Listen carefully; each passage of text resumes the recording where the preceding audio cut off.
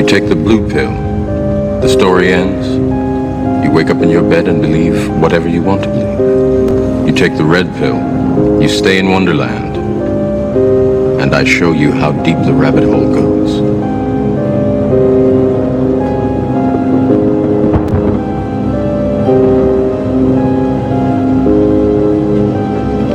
Remember, all I'm offering is the truth, nothing more.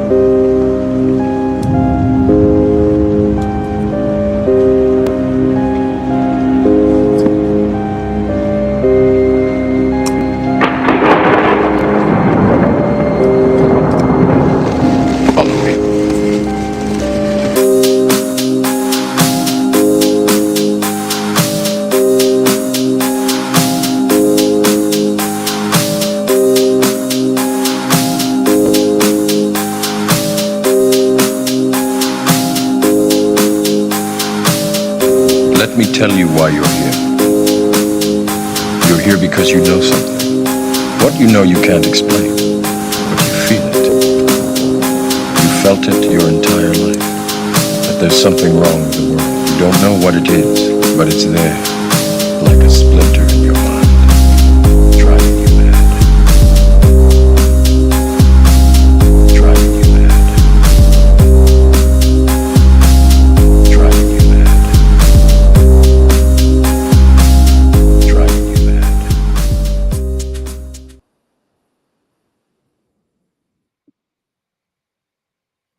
Hello, hello, hello. Good evening, ladies and gentlemen. What's going on, Mr. Doc Rivers? How you doing today, Mr. Mario? I'm doing good. I'm doing good. Ladies and gentlemen, tonight's show is a special show. What we're doing tonight is we're going to be talking about leadership and respect. Mr. Doc Rivers, like I said, we kind of been going back and forth about doing different shows and working together. So this is our first one together. But we're going to go into some of the details. We're going to talk about leadership, some of the important factors about leadership, make some comparisons from back when we were young coming into the military, and then compare some things about now and see and put it all together. So, Mr. Rivers, go ahead and tell us a little bit about yourself. Well, thank you, Mr. Mario. First of all, I'd like to say that it's an honor to be on your show, man. I really appreciate you thinking about me when it comes to this topic. I want to first say that leadership is something that I'm still actually continuously learning today. In the beginning, when you started talking about the military, we both understand that there was good and bad leadership. If you spent any amount of time in the military, I'm going to say this: I had some really, really good leadership, and then I had really, really bad leadership. The thing about that leadership with the military, though, is that when it comes to rank, because of that rank, you had to respect the individual, even though you may not you had to respect the rank versus the individual. Absolutely. Right? And I think that because of that, a lot of bad leadership would continue to go on, even when it was bad leadership. We still had to abide by the rules because we were governed by the UCMJ. Right. Being out of the military now, and I'm teaching young kids, and some of them, they have the rank, and the other students are not really they're not respecting the rank. They have really nothing to lose if they don't respect the rank. So I guess I'm going to talk about it from two different areas. You can be given a rank and put in that leadership position, but if you don't know how to deal with people, no matter what your rank is, you're going to have a hard time trying to lead people. And that's one of the things that that's one of the things I want people to know. We're going to use comparisons from both sides, from the civilian side and the military side. One of the things I stress, let's say, for example, on the civilian side, you can be a supervisor and still not have the respect because of your position. Where in the military, you have to respect the rank, the position, but not the person to a degree. You can't be disrespectful. Of course, that's the big part about it. What do you see in today's society as far as when it comes to civilian world? Is not like the military. I'll just say it that way. What do you think is it because of the fact that we hire a higher standard and we discipline, or is it just how things are in 2025? I don't want to, a lot of times we say it's just the way that things are in 2025. I think somewhere down the line, the baton was missed. Like we didn't pass the baton the correct way. And we kind of when I say gave up, uh, the leadership that's being displayed is not mutual. Like you have folks that don't respect people and they in leadership positions. So the folks that's under them, when they become, I guess, a leader, they see what the other person had done in the previous position, and they do the same thing. Right. And we think that they gonna just get it. And if they're not held accountable, and I'm gonna tell you that word accountability, man, is a big thing when it comes to leadership. If you have nobody, if you have no one holding somebody accountable for their actions, then it can just go crazy really, really fast. And I think that's a lot of what we see today. Now, as far as not, and I chose 1995 because it's 30 years from today, or Mhm. 2020 or 2025. Right. Why was it so different back in 1995? What Hmm. was probably some of the main factors? Like, I remember where I was at. I had 5 years in the military at the time. But what made a difference? What was so different in 1995 compared to 2025? For me, I think in 1995, let's just say in the military, if somebody told me to go take that pile of rocks to the other side of the street, I couldn't really ask the person why did I need to take the rocks to the other side of the street. I just had to do it because that's what the leader told me to do. Today's society, if you telling me to take a pile of rocks and put it on the other side of the street, I first of all, I want to know why you telling me to do that. So, back then they were showing you who was in charge. And you didn't not you didn't have to like me, you didn't have to agree on my method of leadership. You was I told you to do. But now you have a generation of people like, yo, if you tell them to do something, it's like, why are you telling me to do that? Why do I have to do that? Or why can't we do it the way that I want to do it versus the way that you telling me to do it? So, it's a big difference in that. You didn't have to, you didn't have that ability to ask leadership, why are we doing that? You just did it. But now, it comes to a point where they want to know why you telling me to do what you telling me to do. Right. And then let's go. That's the military side, but back in the civilian side of things, in 1995, if you was working a fast food restaurant or anything like that, Mhm. it pretty much was the same thing. If they tell you to do something, you pretty much just did it. No questions asked. And I think that's the part that I was looking at. Like even before I came in the military, working a civilian job, if I'm working at a job and they tell me, like I was working at Steak and Ale, for example, and they say, okay, we need for you to wash all these plates first. They most likely there's a reason for it. I'm not going to ask why. I'm just going to do it because Right, I want to get right, paid.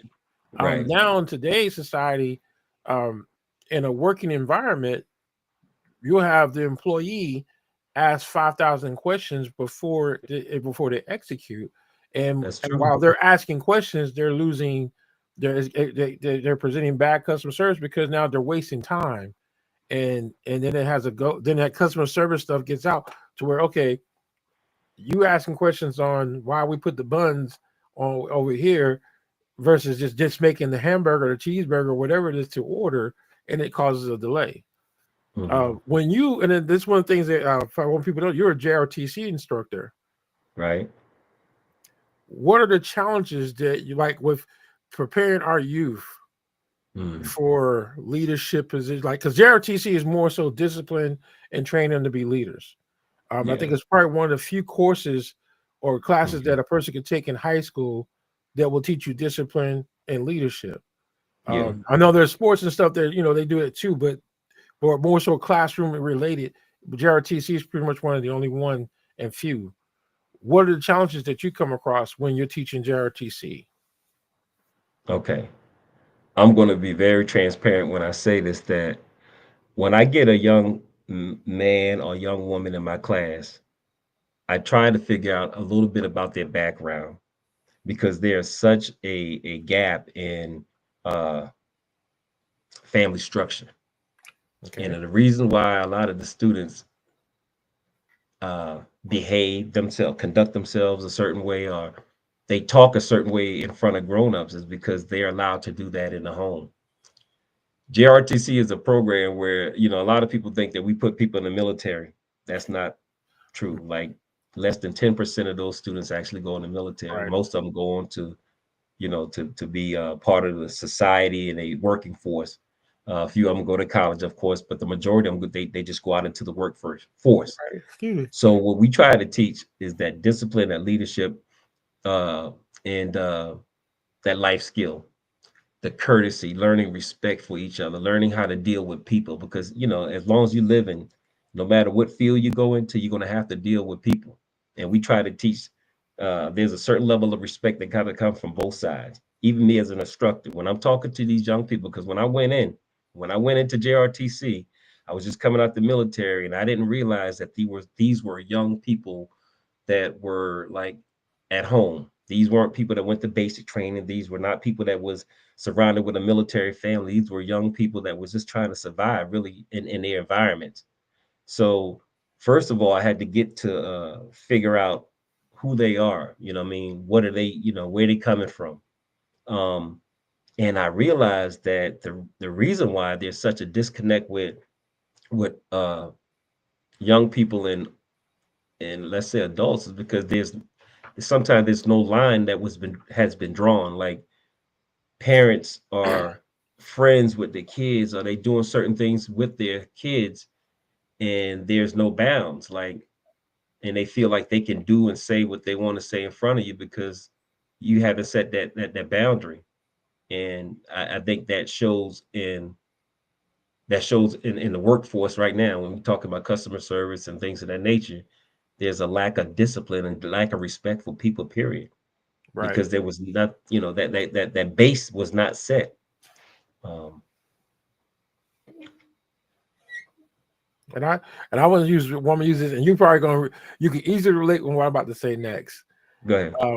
When we talk about military civilian, when the military side, what we do is we have our officers, and then we have our non-commissioned officers.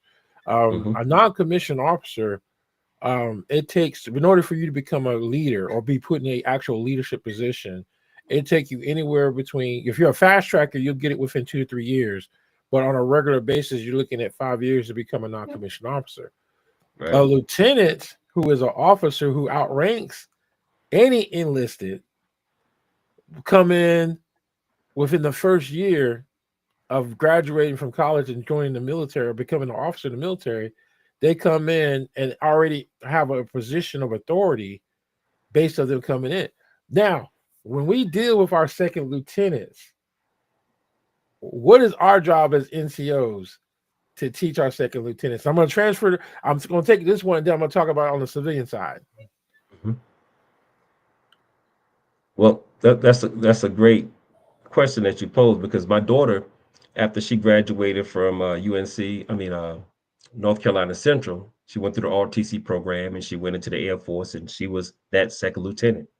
And I was telling my daughter, one of the things that you want to do is get whoever your NCO, your senior NCO, you need to go to him and tell him that, I know that, I outrank you, but I'm coming out of college and there's not a whole lot that I know. And I told her you have to humble yourself, because that's the person that's going to actually teach you, what you need to know to survive in that area, in that field. So for me as an NCO, when I get that young lieutenant, I have to first let him know that I respect you because period, you hold that rank.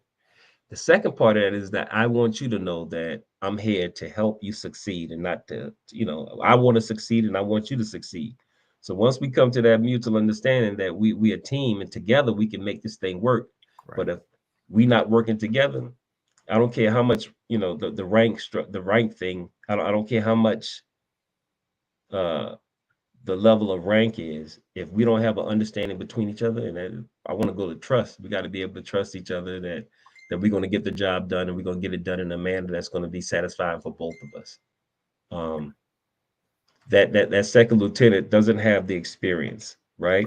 Right. And that enlisted, you know what I mean? Like you've been doing it for a while. Right. And you have to be a person where you can understand. You can't get mad. And a lot of times some people get mad because that person took the route of going to college and then coming in the military. and making a lot more than what you're making, but that's the route that they took. And if you get individuals that's, like mad, I'm serious, like you mad at somebody because they took their route, that's not their fault.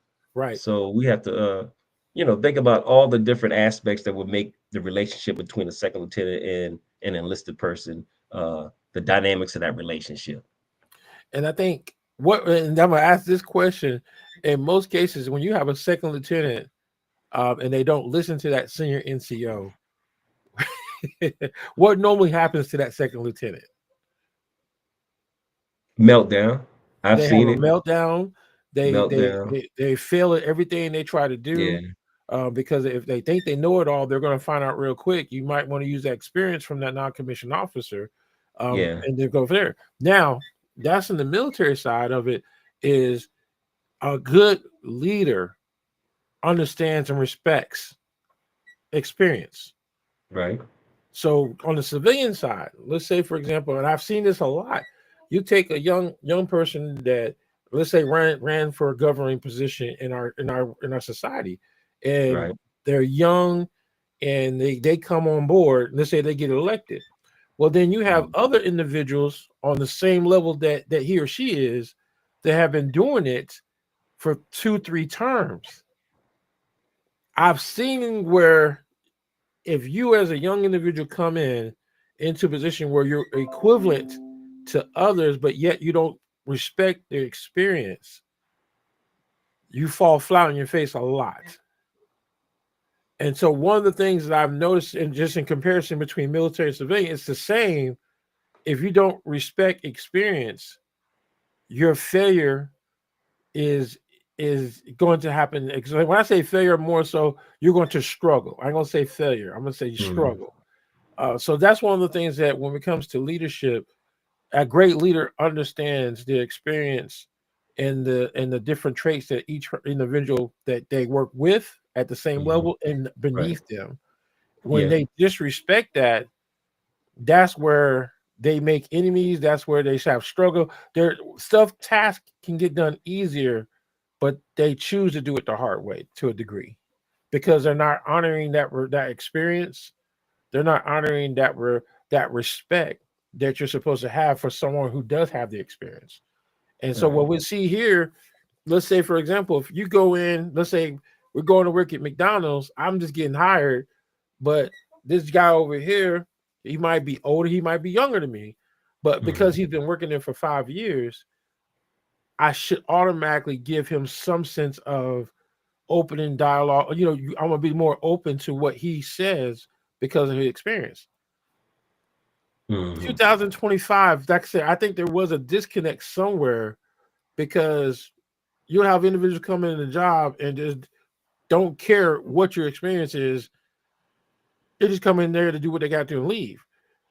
Yeah. What happened to that training module where, back in the days when we were coming up as non-commissioned officers, specialists, or corporal, depends on what E4 you was, when you was coming up in the ranks, you always had that one good leader, that one good NCO that took you underneath their wing, and they mentor you. He or she mentor you to Yeah. be enough.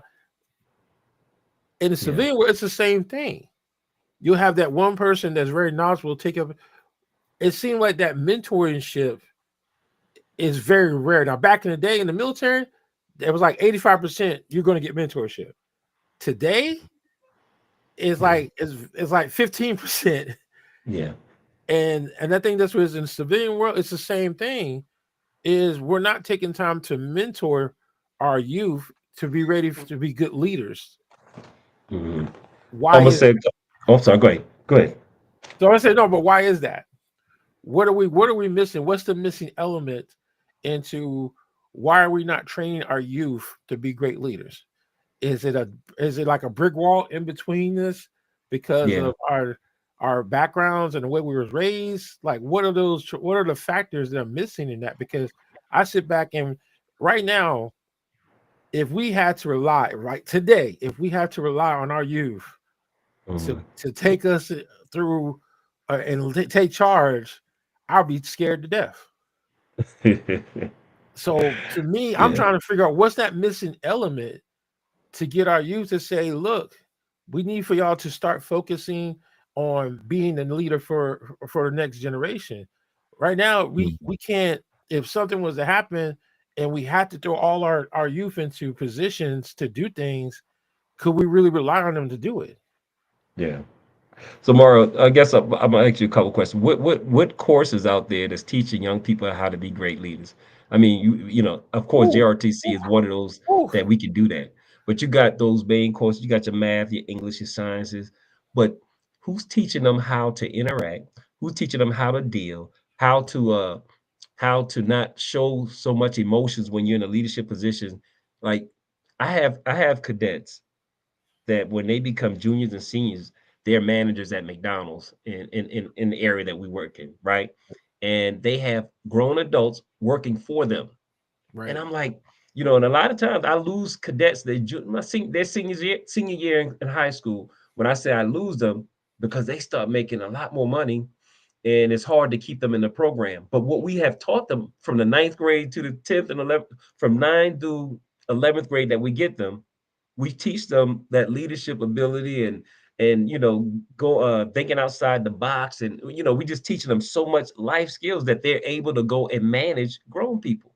right, Now right, I'm not saying, you know, I'm not saying it's a small percentage that actually go to be managers, but most of them, they go on and they do well as far as working in those type arenas. But I'm gonna throw a couple things at you. If you got older people working at a place, man, right, and the way right, that they've been doing things is working, it's been working. So to them, it may be okay if it's working. Don't fix it. Don't need to be fixed. You have young people now that they go. I guess you can say they do homework or they just go online and they find ways to do things that are faster to get things completed. And right, I'm not going to always say that's a bad thing, because of, you know, the old story about the lady that was cutting the back of the turkey off. You know that story, Mario, right, where mhm, the grandmother, they was cutting the turkey, the back end of the turkey off. right. You heard that story before? All right, So we don't keep needing, I mean, we don't need to cut the back of the turkey off no more, because we got ovens that's big enough to put the whole turkey in, right? right, So, but as that leader, the leader, when you come in and you assess your environment, you may see that that's going on. They still doing things the way that they did it in 95, and right, we no longer need to do that. But what I need to do is make sure that the people that I have with me, that they understand that I value them. First of all, I right, value your experience. I value the time that you spent doing what you were doing. Now let's come together and see if there's a more efficient way for us to do things. But if you don't have a leader that's willing to do that, then things can just get, you know, it can be chaotic, like, because you have people that see that they're not valued, and wherever you have folks that don't feel like they're valued, they're not gonna be so welcome to do what you tell them to do as a leader. And I think the definition as for leadership is the ability to influence others to complete a task. That's the right, JRTC term, the ability to influence others to complete a task. So even if they've been doing things the 1995 way, and I sit down with that older person and I said, okay, show me what you're doing and tell me your reason why, and then I'm gonna show you my side, and then maybe I can make them feel like they still have a part of what we're doing. right, But if you don't do that, when I say if you just negate the fact that they've been doing that work, then you're hurting the relationship. And even though you may be higher ranking or your position may be higher, they're not going to work for that. Well, they're not going to work well with you. right. And they're not going to stay right. They're not going to probably stay in that position for a period of time, because that's one of the things I've learned, that being on the civilian side, they put profits before people. Mm, And that is, I think that is the biggest issue, where there's a disconnect, where, the major conflicts of being a great leader is if you mhm, don't know how to properly communicate, if you don't take time out to recognize achievement versus failure. You like, as a good leader, you recognize both. You don't focus just on failure; you focus on achievement as well. And that's I've right. learned it in the civilian side, they focus more on failure than they do achievements. When you Uh, have someone go out here and they're doing great things to improve your business or whatever platform that you're on, you should reward them just as quickly as you're ready to punish them for not showing up for work. And I think those are the things that in the military we're required to, as good leaders, we're required to do both: reward them and punish them when the time comes.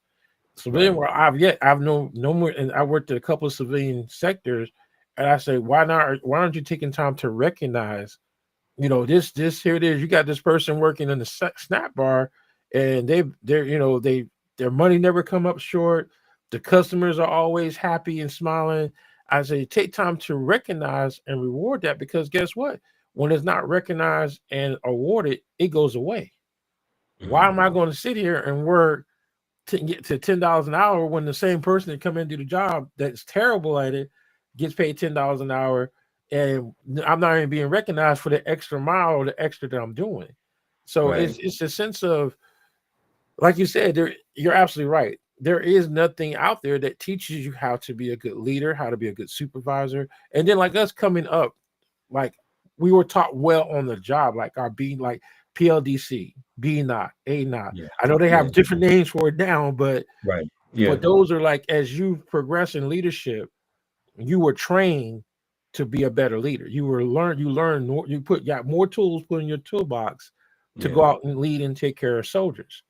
In Yeah. civilian world, I don't, like you said, I don't really see that, not unless you're going to college. But college don't teach you to be a leader.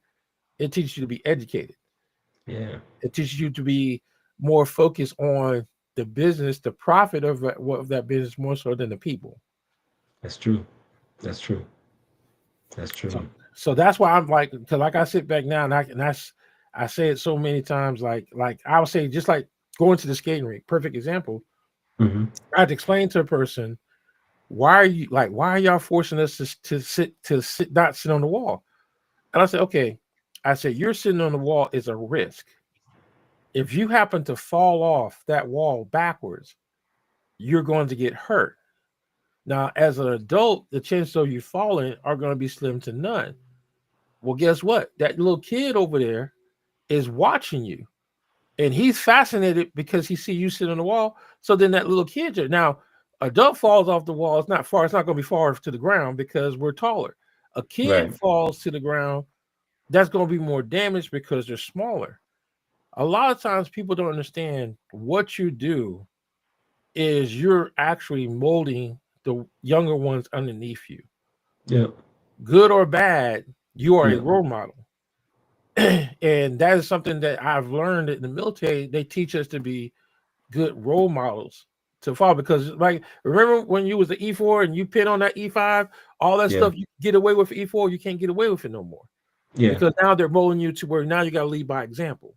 Yeah. And so Yeah. the military molds us into being great leaders.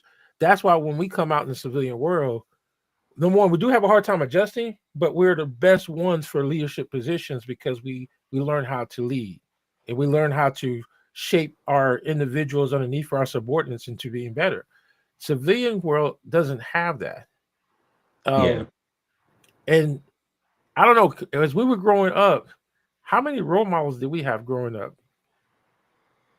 Mhm. Most of mine were athletes, man. I didn't have a whole lot of male role models that that I could touch. There was people that was on television, or I didn't have like tangible people that I could go to and say that was a role model. But then I had some coaches. There were some coaches in my life growing up, coaches and some teachers. If anything, that's what I had. I didn't have a whole lot of leadership, but I just watched and pretty much you observe what they did, how they dressed, and how they talked to people. So So I want I to throw want to one be. more at you right now. You just said something that made me think. Go ahead. The TV shows when we were growing up, Mm, Cosby the for me Cosby was the shows, Cosby. we But you know had what? I'm gonna say this, and a lot of people don't understand. The television shows that I watched growing up, man, they taught us. They taught me a lot. I'm talking about, and some folks will understand this. Little House on the Prairie, Leave It to Beaver, Andy Griffin. Some of these shows didn't even have black people in them. right, And as I look back, they had a storyline to it, though, man. They was pretty much telling people how to live a good life. Just be good to right. people. How You to know be what I good mean? neighbors, how to be good Yeah, neighbors, and man. how to work together as a community. Yeah. Like Good Times. Good Times was a real good one that came out that really showed us, even though you're struggling with poverty, we still Yeah. can make things happen. But then as Yeah. time went on, we start to see the wrong messaging come out. Most of your black shows are that have black people in it. Yeah. Um, it was like always the single mother or the father that was. It was never like it kind of like we start to see that black families were one parent homes in these shows. And that's one of the things that I look at. I look at everything that affects us as human beings as far as being good neighbors is we Yeah. went from like the Good Times, the George Jeffersons, to where if you work hard, you can get out of the ghetto. I mean, these are shows that kind of like were in a sense like role modeling or showing the positive messages of what we can do if we put our mind and our effort to it. Right. Now I don't know what is going on with today's TV because most of the stuff now is teaching us all the wrong things. It's not teaching us. There's no raw. I would not. I can't think of not one good role model on television now because everything is like it's more of a. It's not gonna say sensitive because we were hardcore compared to what now today. Because like think about it, we riding bicycles. Did we ride to have safety helmets? Yeah. I mean, You it's know, a lot man. of stuff now that I'm not sure if it's making us too soft, Mhm. um, or is it not preparing us for a hardcore situation? I mean, you have now stuff that you have children having mental meltdowns on now. If they lived back in the times that we were growing up, they wouldn't last 2 days. True.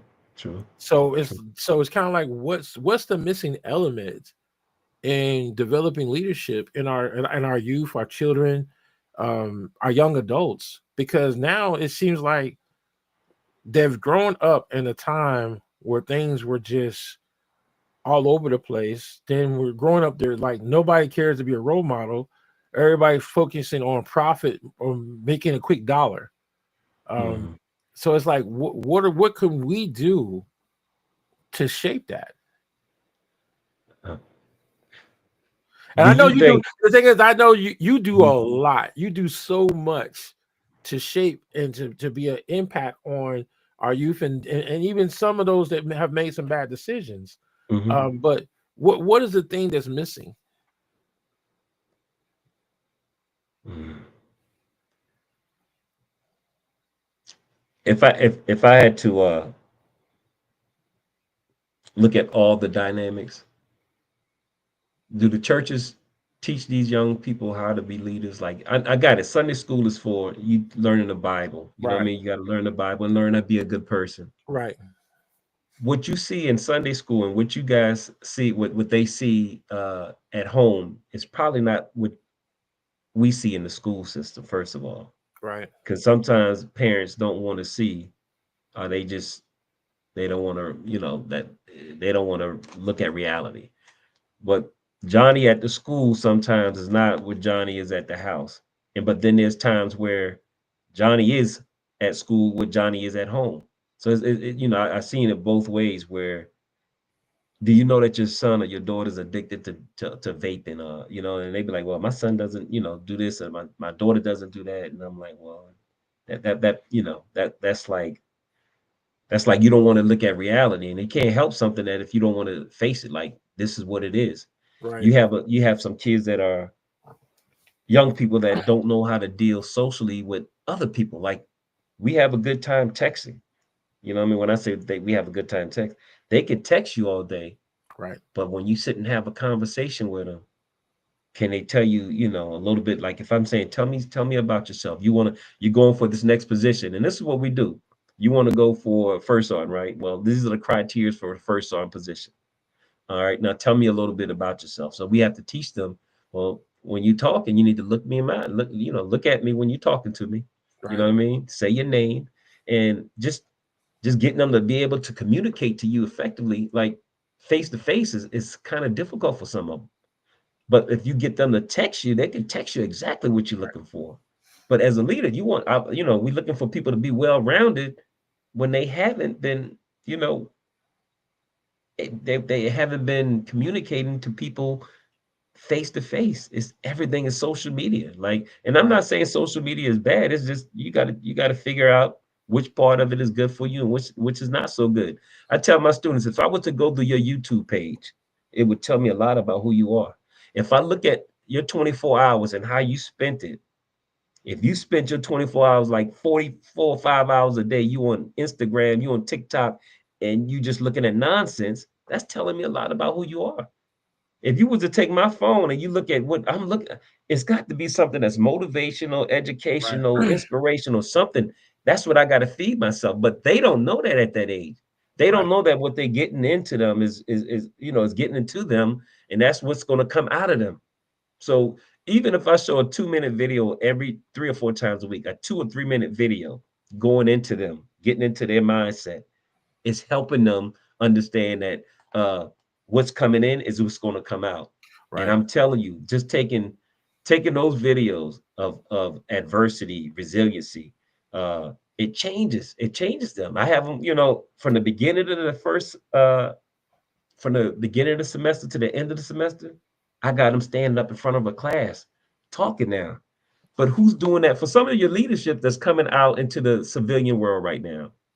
What's their background? I mean, I don't know, but has anybody ever sat and talked with them about number one, your demeanor, Right. your attitude, your your non your nonverbal communication? Like in the army, they used to give us counselings every once a Right. quarter. Right. One of my best counselings was one of my worst counselings, meaning the dude ate me up. He ate me up on his counsel statement, and I wanted to fight him. I felt like I wanted to physically hurt him. You know what I mean? But Right. it was the best counseling that I ever had because it told me he was man enough to show me who I truly was at that time. I was an E6.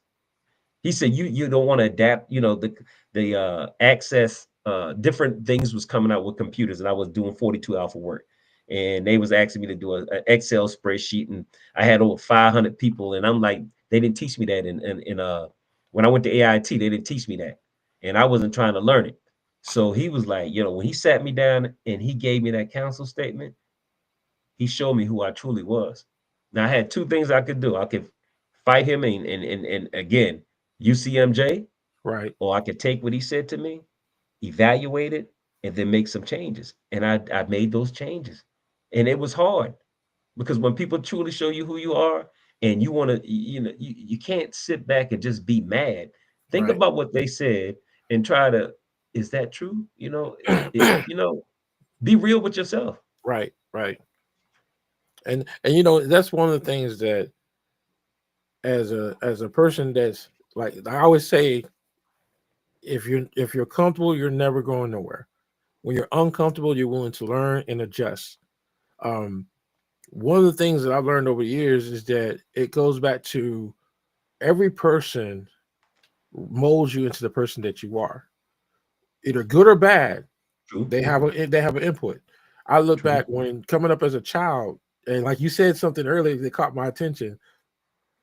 Going to Sunday school, you know, every church has that one designated church, that designated Sunday where it's youth church, and the youth come up and they talk about what they learned from Sunday school. And one of the things Mhm. I loved about summer school is, I mean, summer school, excuse me, Sunday school is one time we were told to take a Bible verse and apply it to what we do on a daily basis at school or in our thing. And it was so interesting to hear how the children were responding.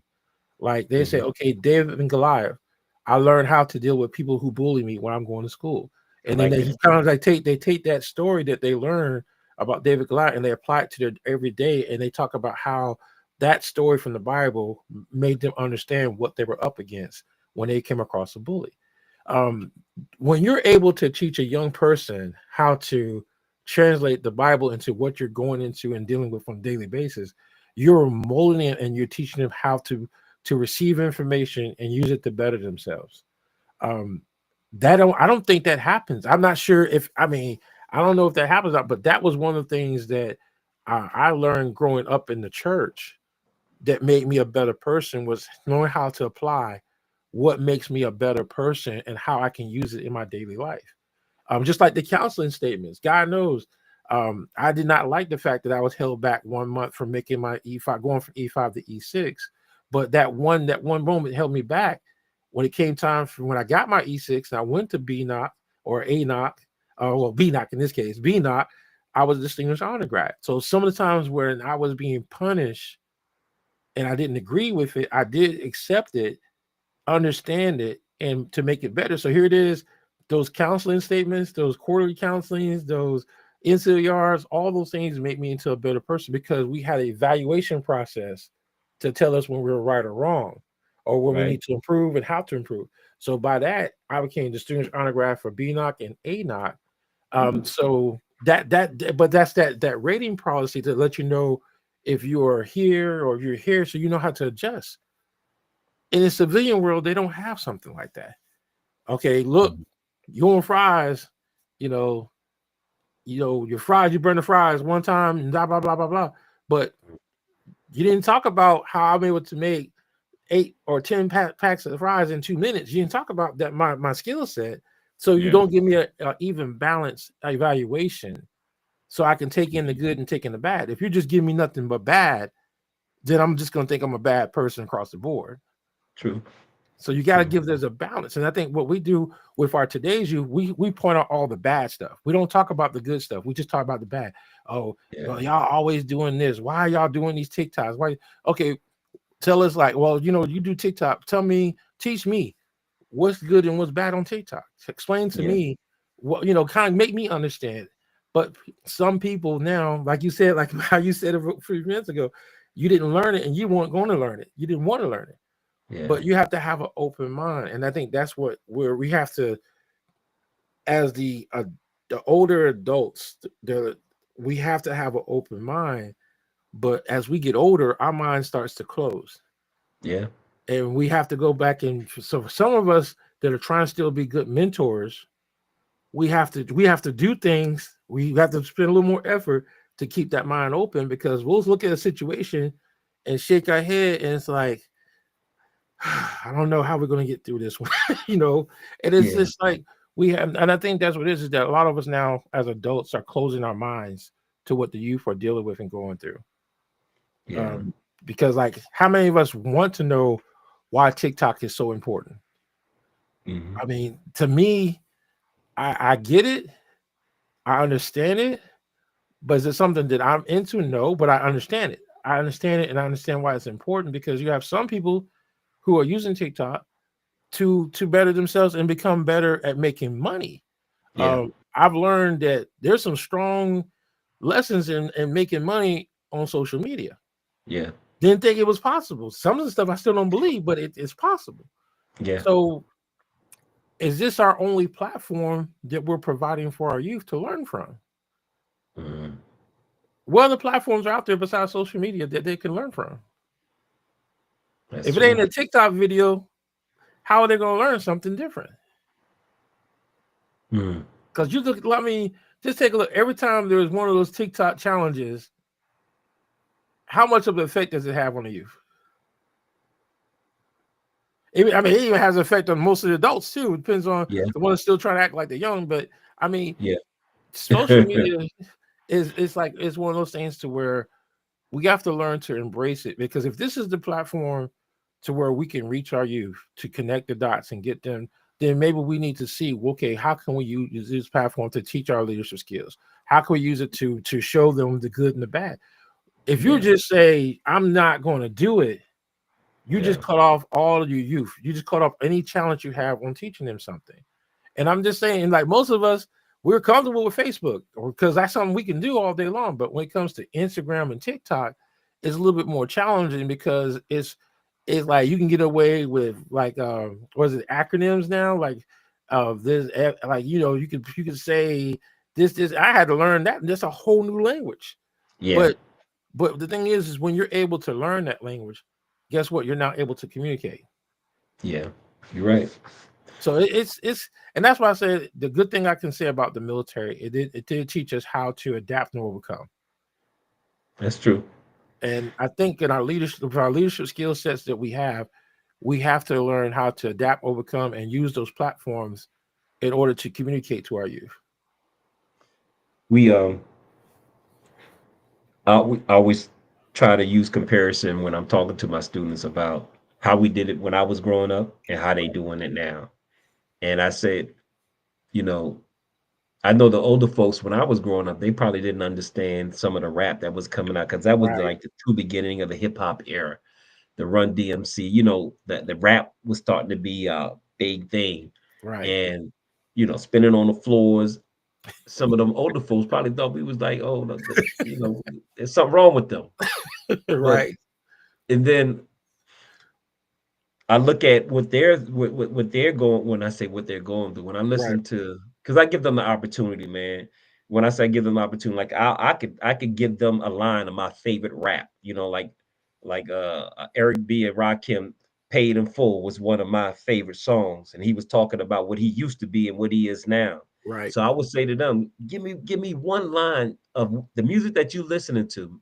Give me one line that's going to help your life, like that's going to help you better yourself.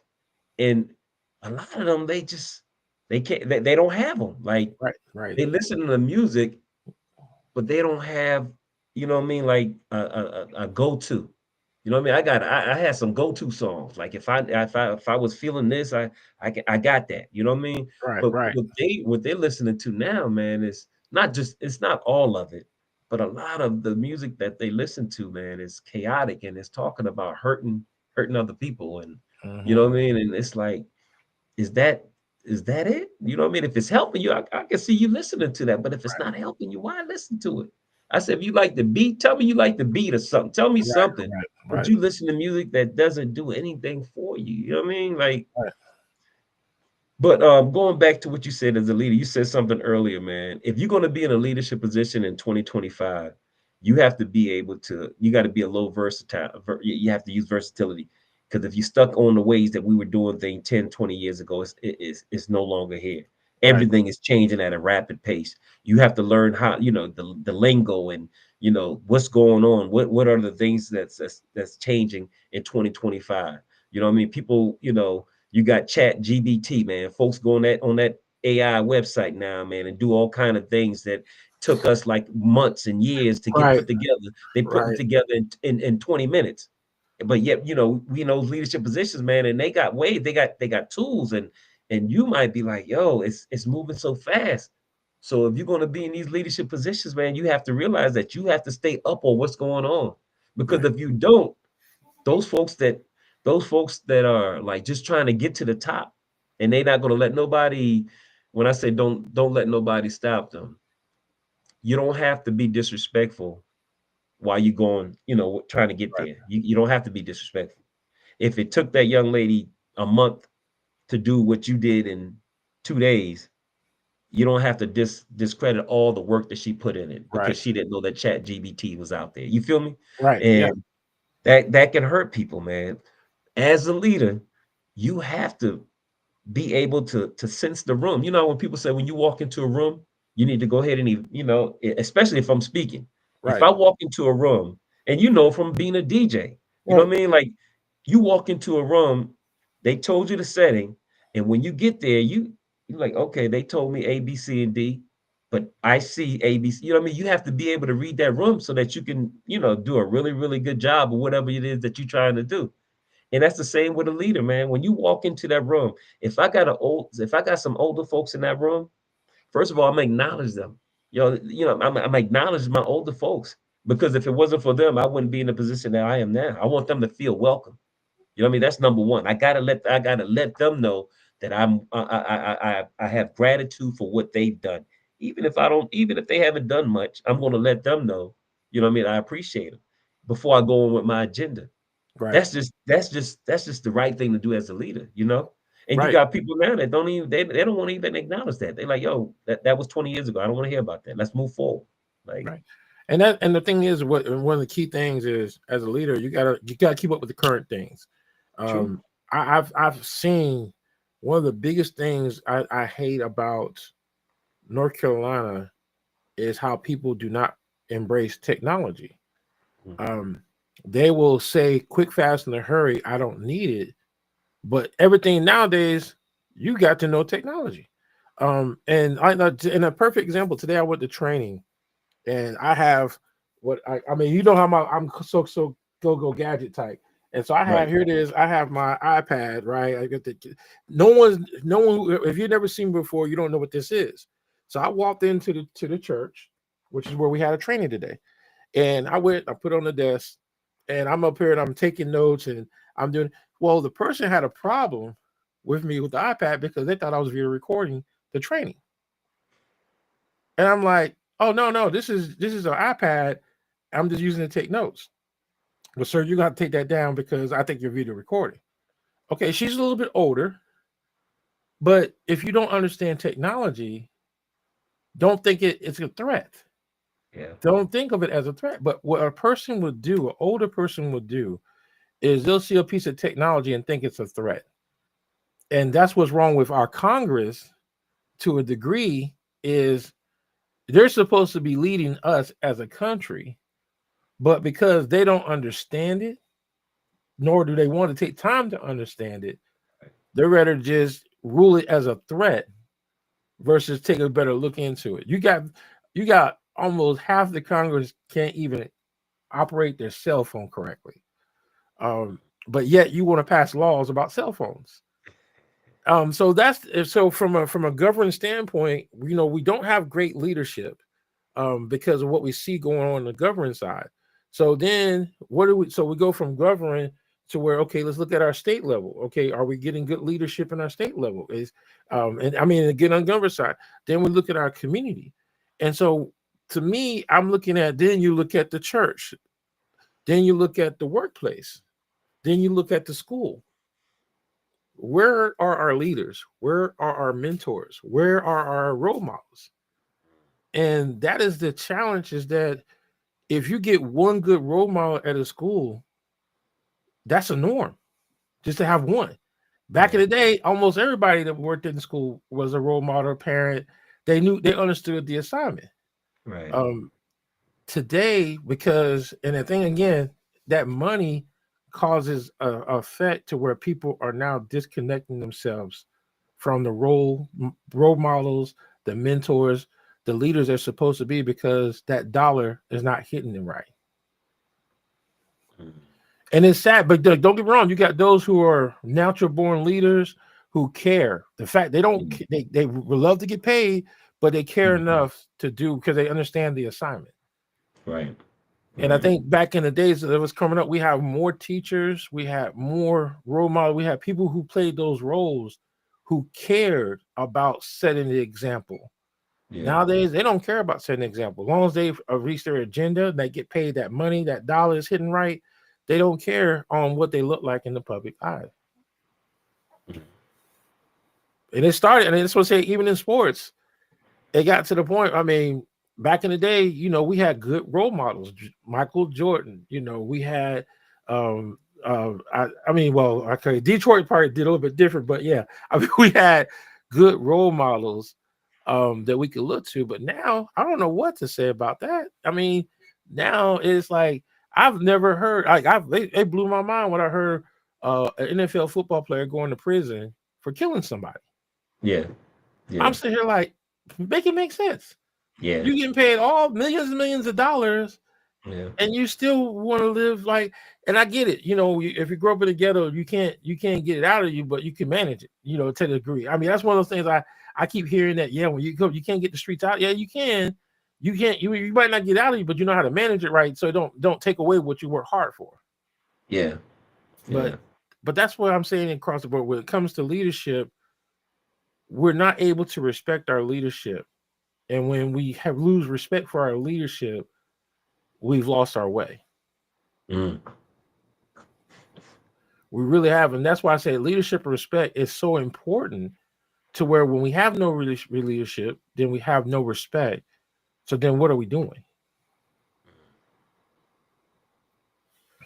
And I Let's look at let's talk about what are some characteristics of a good leader, a good leader. Like Mario, when I met you, let's say you meet a person for the first time, right? You might have seen them somewhere, but you don't really know that person until you, I guess, not build a relationship, but you get the, you're talking to them, their demeanor, the respect that you have. You know what I mean? When I say sir, yes, sir, even if my grandfather, I'm gonna use this. My grandfather would say yes, sir, to people that was much younger than him. And I would be like, I'd be like, granddaddy, why you always saying yes, sir, you know, to these folks when you much older than them? Now he never really explained it to me the correct way. He just said, just be quiet, do what I tell you, know, do what they tell you to do, and you get paid and you get out. Right.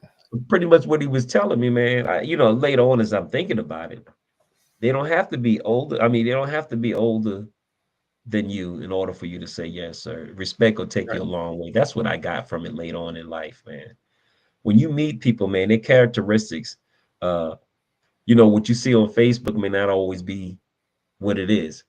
And a lot of times folks get mixed up with the posts that they see on Facebook, and especially young people, man. If you think your life is supposed to be like all the things that you see on social media, and you go back home, like for me, I went back home to that trailer. I'm kind of glad we didn't have social media back then because I really had not a whole lot to compare Right. where I was Right. living. You feel me? Yeah. Oh But yeah. we I'm got definitely on that one. okay. So when you get these students now, man, and they see the highlights of, the highs of everybody's lives, man, they feel like their life is supposed to be like that from the door. You know what I Right. mean? And do we have people out there saying like, nah, that's not it? Folks have to. There was a process. You know what I mean? Like, don't get it twisted. And somebody needs to say this. Say this to the young people. There's a process. You can't pay for experience. Like when you said people that fast track in the military, yeah, you can fast track, but that experience sometimes, Yeah. man, you can't get that in college. You can't get that by doing certain things so you can get that rank, because there's certain things that you have to know when to deal with how to deal with people, because we can go so fast that we miss the lessons that needs to be learned between those ranks. Right. So, I say people from A to Z, the younger generation want to get the Z and they don't want to go through the letters. As a leader, like Right. you can't come into JRTC and say you want to be sergeant major if you haven't been a private. You know what I mean? You Right. have to Right. learn have to learn, because if you don't learn, I'm setting you up for failure, because somebody's going to check you and then you're going to be upset. You're going to be embarrassed. You know what I mean? You can't just wake up and have everything that you need in order to be a great leader. Right. Even though people say some leaders are born, some leaders are taught. I think it's a combination of both. I think they are. I can look at students, and some people got this the ability to influence other people. It's in them. Like folks just want to follow them because it's a certain way that they carry themselves. Right. Now they might not know how to lead you outside the box, outside the cardboard box, but Right. they have the ability to make people follow them. Right? That's Right. that's what I say. Like they got that natural thing. But when you get that person that understand that he has that ability to influence people and is willing to do the work to fully enhance that leadership ability, then you're gonna have a great leader. But if you Right. get the one and without the other, man, it's kind of tough, man. And I think that's the biggest piece for me, because like you just said something that triggered um I can't remember what it was, but you said when it comes to it'll come back to me. Like I said, it hit me, but then it went away quickly. But it was Okay. like you said something about when you look at somebody Yeah. and the way they carry themselves. Yeah. That's what it was. The way they carry themselves, it automatically catches your attention. Yeah. Like what you were saying about your grand, like me, I would say, like for example, going through the drive-through, Mm-hmm. I will always greet them. Hello, how Yeah. you doing? Yeah. Most of the time, people don't do that in the drive-through. True. I pay respects. Then they'll say, okay, this is your order, blah blah blah blah. Okay, thank you so much. I kind of and it makes a difference, because like now every time they see me, they're gonna treat me a little bit different just because I gave them that respect. Even True. though it might have just been a little bit, it's like how you treat people the way you want to be treated. And so like me, you don't have to call me sir, because that makes me feel old. But I will say, like I said, most of the young ones, thank you, ma'am, thank you, sir. I know they're younger than me. These are kids working in drive-through, but I Mm-hmm. say it because I'm showing them how to be respectful. That's it, bro. That's it. It's like when you show them, then they understand. Like, wow, I'm 18 years old and he's calling me ma'am, he's calling me sir. It's a sense of training them and showing them respect. When you treat people the way you want to be treated, you're teaching them how to treat people. A lot of people don't do that. Like if you come to a drive-through, can you hurry up? You know, if you're mean and hateful, you're feeding, you're feeding that seed negativity. But when you're feeding that seed positive things, yes, ma'am, thank you, I appreciate you. You got to feed in what you want out in this world. If you're not putting in positive stuff, how do you expect the positive stuff to come out? I'm with you on that. And I think that's one of those things that I don't know why I do it. It's just that to me, I would want someone to treat me. When I know when I was working at McDonald's, even though it was only but like 3 months, I wanted people to kind of give me some respect. Hey, I did fix the fries, you know. I didn't burn them. You know, it's sometimes a little pat on the back goes a long way. That's right. You never know, man. You never know because you never know what people are going through. And you try to give a benefit about sometimes, but then, you know, hey, it doesn't matter what you do. You can't, some people just ain't going to work on. Yeah. That is awesome, man. I don't know, man. Interaction with people, and when I say social interaction, it doesn't have to be a long time, but when you meet somebody that is like well versed in social ability to just deal with people, you know, it's right now in this day and age for young people, it's kind of rare. And when I see it, I let them know. I let them know right there on the spot. I'm like, yo, I don't know where you come from or who trained you, but whoever did it, they did a good job because the way that you carry yourself or the way that you dealt with this situation, like I'm talking about an encounter, just like you saying through a drive-through. I told a young man, I said, man, what do you do? What do you do? Like I know this is not the end. And I just had to have a conversation with him, man, because his spirit was so good. It was strong. Right. And he was like, you know, he told me, he was doing something in the arts and he had just moved from LA down to Fayetteville. But it was different, man, because the spirit, just that short interact. Every time I go there now, man, it's like I always, we always have a little conversation.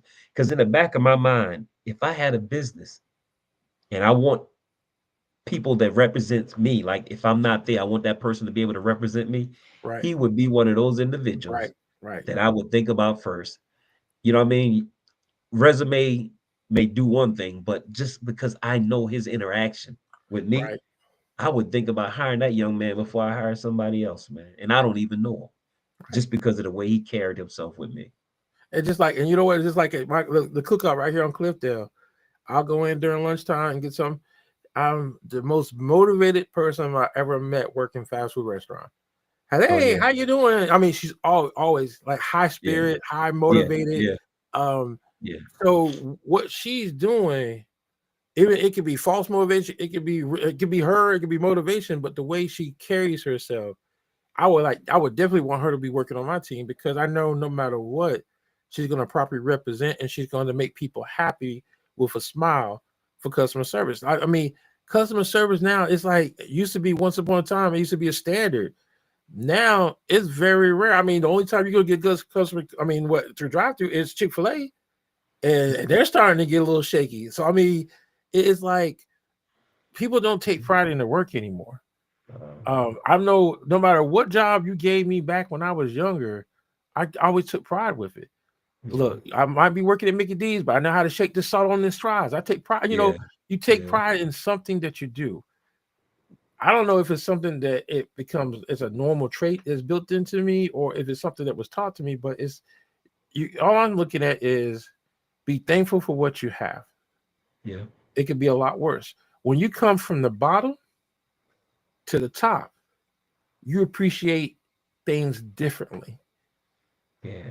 Versus when something's given to you, you never appreciate it. But when you work hard in life for yourself and your family to have, you appreciate everything. When you wake up, you appreciate the fact that God let you wake up. When you appreciate the fact that you have a car to drive, you appreciate the fact that you always got money in your pocket. You appreciate that your family got food. You appreciate those things because when you were growing up and you didn't have those things, it hits different. Yeah, it does. And those are things that. Go ahead. I was gonna say, like when you go to a place and the service is so bad, and you ask for the manager, and then that person is the manager. See, now you talk about leadership. Right. See, I think there's such, I mean, there's such a lack of good leaders out there for these jobs. Like, if I am a leader, why would I want to work at these positions? I mean, work in these places. And it hurt when I don't want to sound crazy, but I've been to places where I said, well, let me speak with a manager, and that person is the manager. And I'm thinking, if this is your leadership example, what the folks that fall under you, what they gonna look like Right. if you a problem? You feel me? Like, can they be any better than what you are? Right. Oh, trust. Are we looking for too much? No, I mean, and because like you're absolutely right. I remember one time we went to went home to visit Atlanta College Park. Went to right there on Old Nashville. Went to the Burger King. They messed up my order. Now, of course, anyone who knows when you get off of it, call, oh Lord, I forgot it. College, not. Well, once you get off that road, which I can't think of right now, International Boulevard. No, not Internet. Yeah. Old National. I'm sorry, Old National. When you get off Okay. Old National and you get on the 285/75, Yeah. 85, whatever, and you're going, you got, in order for you to turn around, you gotta go all the way to the airport exit, and it takes you 15 minutes to get back to Old National. Yeah. So went in, looked at the bag. I was mad because we had to go around 15 minutes. So I come in and I was like, this is the wrong order. I kind of put the bag hard on the counter. Right. Now, the regular person that works there, oh, okay, sir, we'll get take care of. The manager, oh, you didn't have to throw the bag down on the counter like that. This is the manager. Now, the person, the employee that works underneath him Was had okay. the right thing, but the manager Wow. had the wrong attitude. And I'm sitting here like, and this dude, it got to the point where we were ready to fight because of how I put the bag on. Now, don't forget the fact that I had to drive 15 minutes and turn around and come back, and because y'all Yeah. messed up my order, you ready to Right. fight because how I put the bag on the counter. Wow. And I Wow. just said, okay, our society is like, if we got the wrong people leading, then how much of effect is going to have on? I mean, so now we're going to have duplicates of this individual. I mean, Mm. in customer service is just a reflection of what's going wrong in our society today. That's true. It That's is a true. very strong reflection, and it's like, so what's going on is now instead of people going out and shopping, they're going online because they had a better experience online. Yeah. I'll go in here and go to Amazon, buy what I need. It comes to the door. I mean, hey, that's the best customer service going right now. Why am I going to Mm. go into JC Penney's and this lady getting rude with me because I asked a question about how much this thing costs because there's no price tag on it? I mean, to me, that's what I'm saying is that everything is starting to crumble, and like even when it comes to like our governing body, Mm-hmm. once upon a time, it was very rare that we would see something wrong with our leadership and our governing body. That's true.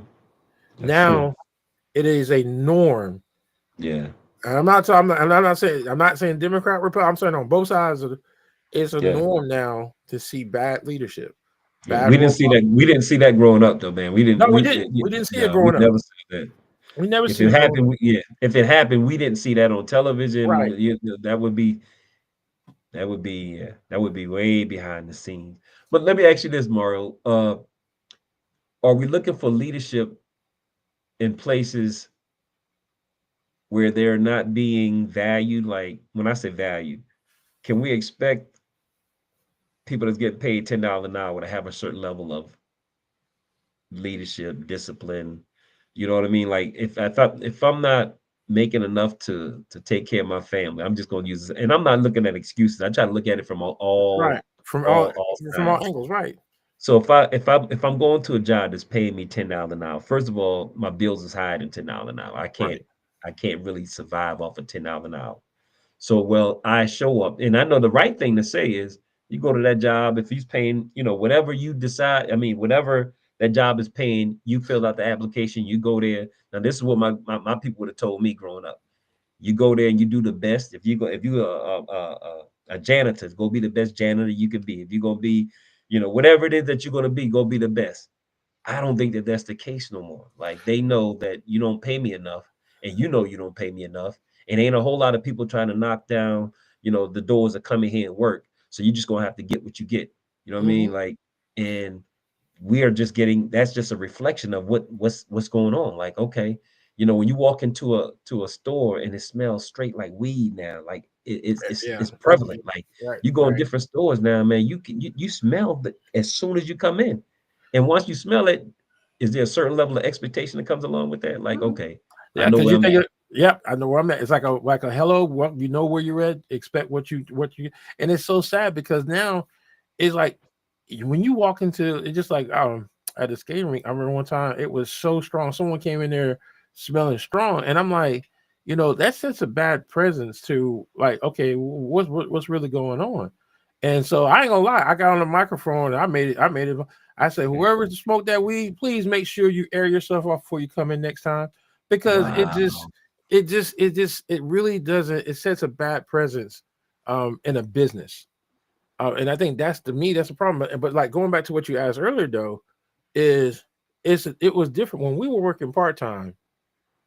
We really didn't have bills when we were growing up. We really didn't have all we when we got paid. We can go out and do whatever we want most of the time, not all the time, but most of Yeah, the time we go yeah, out and do what we want. I'm like, now these people working, they really need this money because they got to pay them bills. And so to me, again, I go back and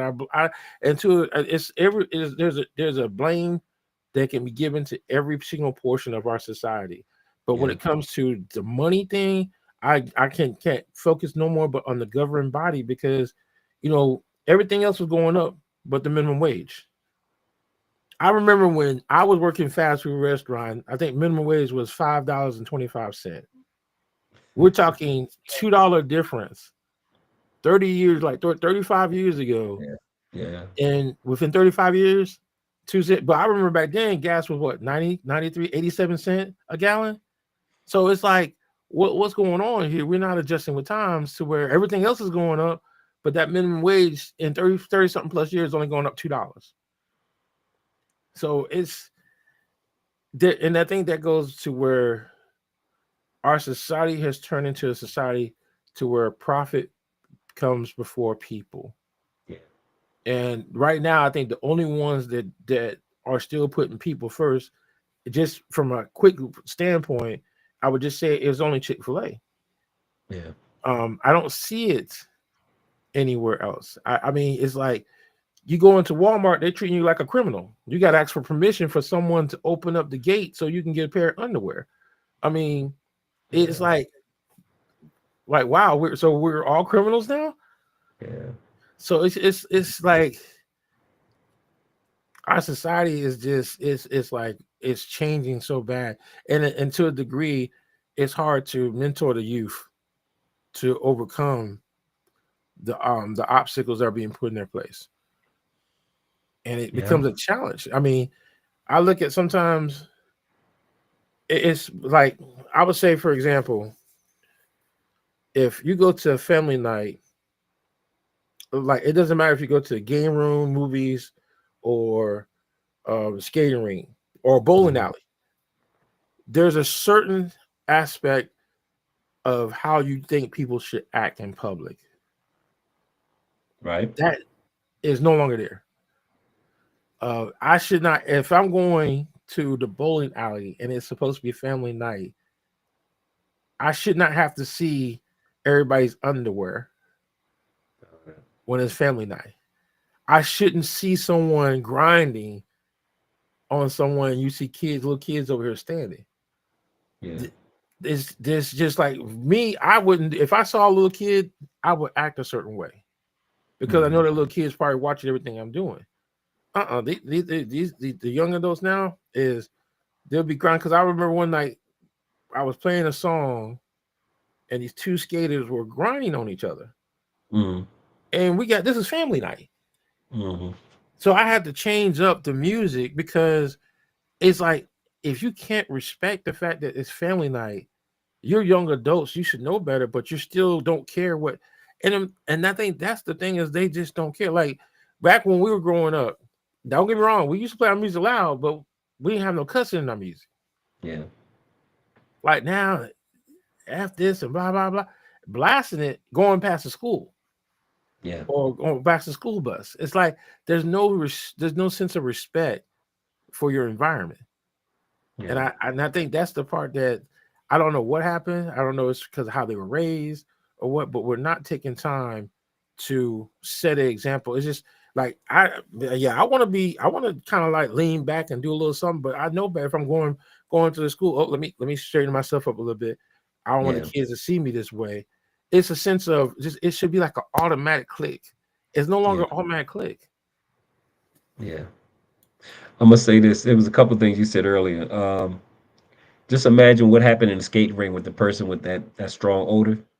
Just imagine you got a classroom full of young adults. So when I first started, when I smelt it, I would call the kid in my office. I'd be like, "Yo, like you smoking a lot or whatever." And what I found out, man, the parents would be smoking in the car with them on their way to Right? school. Yeah. So Yeah. how do you you know what I mean? Like how do you can't really you don't want the kid to be kicked out of school because of maybe he wasn't smoking and the parents were smoking. You know what I mean? Right. So it was like, I had to get used to that. I had to get used to the smell. And I'm like, okay. And the other thing, when you see the little fella with the pants down, at first I would go, man, pull your pants up. I'm gonna get you a belt, yada yada. It didn't work because when we have family night, just say we have, the Right. parents come in and you see dad come through like Right. that. Right. So how am I gonna get mad at little man when his dad like that? You And feel me? And that's it's like, so I have a lot of things. I'm not gonna say I had to just, I had to let go for a while so that I can build a relationship with the young man, and then once I build a relationship with him, I can say, listen, a lot of people may not, me being one, I don't want to see your underwear. right. You know what I mean? But I want to bring it to them in a way where they be like, I did it respectfully. You know what I mean? I didn't just come and smack them in the face and say, yo, pull your pants up because I said so. You know what I mean? I Right. want them to I want them to realize why I'm telling them that. You're You trying to know, and build maybe self-respect. yeah, and maybe the dad don't. You know what I mean? Like when I high school, the dad might be 30. You know what I mean? You don't, Right. so my thing Right. is, man, building these relationships, man, with the young people. If you really want to see change, man, and you want to build these strong leaders, man, you have to have have to have a relationship with them, and you have to know, what's their why. What are you trying? What their why is? Why do you get up every day? What are you trying to do? Once you tell me, okay, my why is I want to be successful in life. Okay, so you say you want to be successful. What do you want your house to look like? What kind of car you want to drive? I get all these things that they tell me, and so when I come and talk to them, I say, remember what you told me? You said you wanted a 3,000 square foot house. You wanted to drive a Mustang. I said, now we got to start with the little stuff. Be in the class on time. You know what I mean? You're gonna Right. be a leader, right? You have to lead by example. They Right. watching you. So if you come into class with a bell ring and you're supposed to be out front, you can't come when they come. You have to be there before they come in. Right. So I'm teach them little ABC steps so that later on in life, man, they'll be like, I remember such and such. You got to drop these little nuggets, and you can't beat them up, even though they might be wrong as two left shoes. You know what I mean? Two left foot. I can't beat them up. I have to love them enough and respect them enough to say, okay, I got to meet you where you at. We're going to figure out how to get over some of the things that you've been taught up to this point, which is bad, bad, bad, bad, bad, right? And some Right. good, but I want to get rid of all that negative thinking, and then we're going to refill it. We're going to build it with some positivity and some good, structure, and then we go from there. But when you get these folks that's already in leadership positions and they never had nobody show them that, but somehow they got to those positions, what do you do once they're there? You know what I mean? You have to figure it out. How can I Right. get to this person and let them know, like, yes, I understand your position, but I need you to know, I need you to understand something else. You're working with people, and we all have, a certain level of respect that we expect from each other. So, So it's kind of like you like self-respect, self-motivation. Those are the two key things that we have to reinforce. Because you got to learn how to motivate yourself. You got to learn how to take respect for yourself. Like you want to be respected. You want to have that respect. You don't want to be treated like I always tell people, don't let people judge you before they get a chance to know you. oh, I like that. Um, and Yeah, when you present yourself, like we always say, don't judge a book by its cover. yeah, Nowadays, that's like a norm now. yeah, If I see you running around here, your pants off, and you looking kind of raggedy, then I'm not going to take any. I'm not going to take anything you have to say for value. But if you present yourself in a manner to where there's a possibility that, oh, okay, well, then, you know what? I'm going to listen to what you have to say, because your presentation means it has value. And I tell people, like, even when I DJ, I always say I take pride in my presentation. Presentation gives you a chance it opens people's minds. Yeah. When you give a presentation of who you are without a person getting a chance to know you, you already shut down their present. You already shut down what you are when you present yourself with your pants hanging off your butt or Yeah. down to your knees. Yeah. That automatically takes away from it. If when you talk and every other word is a cuss word, Yeah. that you're automatically putting the communication barrier in place, because most True. people, when they start hearing you cursing, they shut down. Yeah. So presentation, how you present yourself, how you talk, how you walk, how you do, is like you want a person, you have better chance of a person having an open mind about you versus a closed mind. And how you present yourself, that determines if they're going to take you seriously or completely just automatically put you in the category that you don't need to be put in. Yeah. And that's just, and then, like, because a lot of people say stereotypes. I'm gonna be honest. Nowadays, stereotypes are right on the money. I mean, I know. it used to And be once upon a time that a stereotype wasn't, it was always off. But now it's yeah. sad that a stereotype nowadays is almost 100% right on the money. I ain't gonna say 100, but at least it's like close to 95% right on the money. And I And don't like it, man. I really want to think that I'd be wrong a lot of times, and yes, that maybe that's me being me. But I want to give people the benefit of the doubt. But then a lot of times, what you're saying is right on the number, man. It's right yeah. around there. Like, And I don't want to, and it's the thing is, I don't want to prejudge, but yeah, that's nowadays, real. hey, if you don't prejudge, that might be your life. Yeah, that's true. So it's kind of True. like, and that's, but that's the key thing about today's leadership and respect is we have to dig deep to understand why people are the way they are. Because now the presentation, like I said, the representation, the person that you send to represent you sometimes is not representing the best of you. Yeah, And you got to do better. And a lot of the young people, they don't understand that. yeah, That's a lesson that I really want young people to understand, is if you show up and the representative that you have showing up for you is not doing all the right things, then it paints a bad picture about you. So then people don't even take you seriously. yes. And your credibility is already ruined before you can begin. And it shouldn't be that way. It really shouldn't be that way. You know, my wife would always say this, that my kids are a representation of us.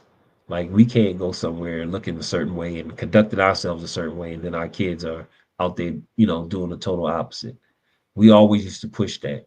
If we're not there, yeah, and give a little way, a left or right, but for the most part, they'll know that those kids, those children that I have, they've been raised, at least they've been taught what right looks like. Right. We have a society now that have not been taught what right looks like, and that's a big problem. And then we also have a society that knows that their child is bad, but wants them to be good. That bothers me a lot. Especially when you, like, nowadays when bad things happen, as a parent, you know your child. You know your child. If you're a parent, you know your child. If True. you're just there to watch that person grow up, that's different. But you know your child. And like I sit back and I hear these boohoo stories. Oh, I didn't understand why Bob got killed. Okay, well, Bob was breaking into people's cars at nights. What do you think was going to happen? Yeah, I mean, yeah, it's like, and they know they do it, but it's like, then instead of point the finger at themselves or the person that it deserves, oh, they want to, oh, the police done did this, or they done did this, or the landlord done did this, or it's always somebody else, but not, you got to take responsibility for your own actions. that's You true. got to take responsibility for some of the things. Like, don't get me wrong, you might have raised your child to do all the right things, but you know your child. Yeah, that's true. You know your child. That's true. And don't try to. I sat back one time and I was listening to it was a nonprofit situation. And the person was trying to get the nonprofit to go after somebody in the school system. And after the truth came out, everyone knew, even the parent knew that this was a problem child. Always disrupted the class, never want to put up their cell phone. I mean, had a long, you know how it is when you, okay, well, we're going to give you Article 15. Let me see your counseling packet. So when you go in and you look at their packet and all the stuff they've done, I say, Lord, this dude has a track record of always doing this. Yeah. And how many times were the parents notified? Right. So, and so here it is, you about to put a nonprofit, take a chance, put themselves at risk over something that you already knew. Yeah. And that's why I said and I'll say dealing with the community these last 16 months, I have learned a great deal of stuff that I would have never in a million years have a clue about from just looking from the outside in. Yeah. And it's yeah. But me, it's just we got to find that missing link. And I don't want to give up on our youth. I want us to be able to discover that link to have better leadership and for them to understand what respect is. But I mean, hey, maybe we do a TikTok on it. You know, we might get attention. And that's why I tell people it's funny when you see these school teachers out here doing rhymes and TikToks and Instagram and little videos, it catches the kids' attention and it gets them in focus. Like it's just like the little thing, the greeting. I thought that was the most cutest thing in the world. When you show up at school, it motivates that child that they got a special greeting when they go in before they go into the classroom. Yeah. That's a motivator. That's something Yeah. that you motivating them to want to do better. You want them to say, yes, I love going to school. Yeah. And that's like, so it's kind of like, and the thing is they're reaching the kids, like, and the way the teachers are doing it, they use the platform that the kids love. TikTok, Instagram. I know they don't use Facebook, so Mm-hmm. Facebook Yeah. is more of an old folk thing, but Yeah. Yeah. Instagram and TikTok, they're able to do it. So it's like sometimes we have to, and me, I got a TikTok account. I don't know how to use it, but I got a TikTok account, and I Same know here. I got it. I'm just now getting to the point where I'm learning Instagram, Yeah. really good. But that TikTok, Yeah. but Yeah. hey, but that's what we gotta. If that's the platform that we have to do and get on it just to make a difference, then so be it. Not like I said, not something I want to do, but it's something I have to do if I want to reach them. And that's a part of being a good leader, Mario. That's Yeah, getting outside your comfort zone, right? yeah. And see, the military, I'm Learning, telling you, they train us well. yeah, The moment learning to be comfortable. I was told that if you're comfortable, you're not learning, you're not growing. Yeah, When you're uncomfortable, you're always learning and you're always growing. that's good stuff, man. All right. That's Well, good stuff. we're 30 minutes over. I just looked at the time. But Mr. Dr. Motivate, look, I'm glad that you came on. I know you ladies and gentlemen, he's coming out soon with his own Yeah, show. I'm hoping yeah, it, like I know he's been working on it, thinking about it. He's put a lot of time and effort into yeah, it.